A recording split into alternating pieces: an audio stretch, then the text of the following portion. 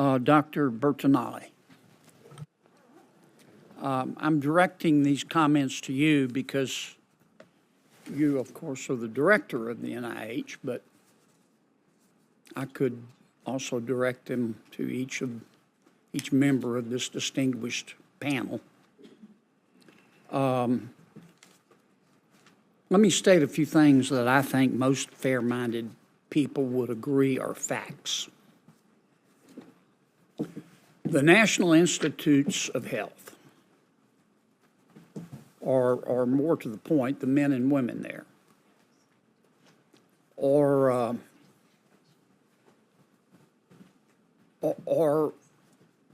one of the most extraordinary collections of minds in the world, maybe in all of human history.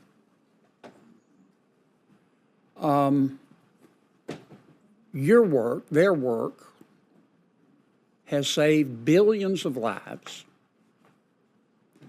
Their work, your work, has improved the quality of life for billions of people, not just in America, but worldwide.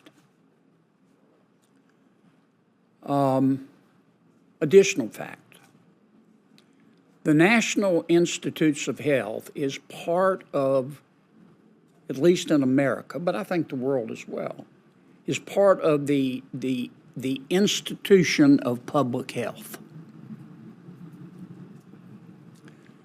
Another fact, in my judgment, as a result of the pandemic,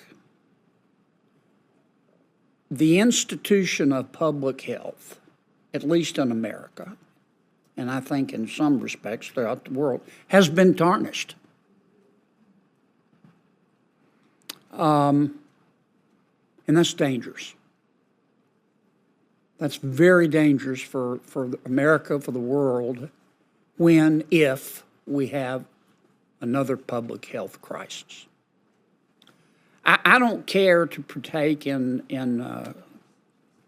who's at fault for that, or depending upon your perspective, who receives the credit for that. I'd like to suggest that we do something about it and that we learn from it. And I think the NIH is the perfect group of men and women with the requisite credibility to do that. Now, here are my suggestions. Number one, the NIH needs to clear the air on gain-of-function research. I would gently suggest that you could do it in a symposium. You could do it at an extended press conference with some of your bright minds making presentations. Be technical, but also speak directly to the American people in a way they can understand. Tell them what gain-of-function research is. Tell them how it is funded. Tell them what research projects the American taxpayers are funding. Tell them what, if any, America's involvement was with the gain-of-function research at the Wuhan lab. Tell them the benefits of gain-of-function research. Explain to them the risks. And be transparent.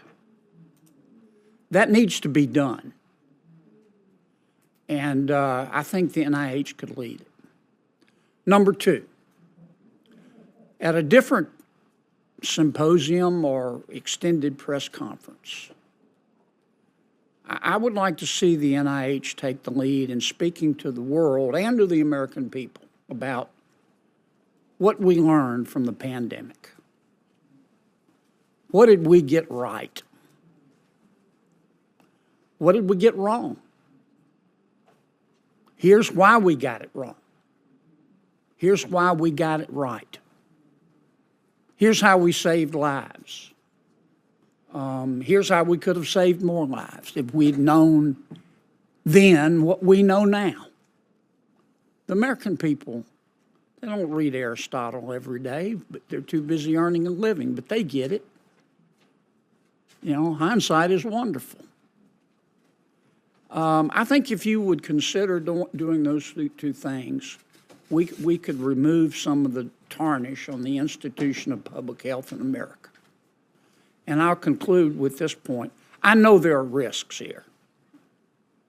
And I know some of you are thinking, you know, what planet did Kennedy just parachute in from? Why do I want to get mixed up in this political hot mess? Because it's important. And it's not going away, folks. Neither one of those topics is going away. So I would gently suggest you put those extraordinary minds to work and consider doing those two things.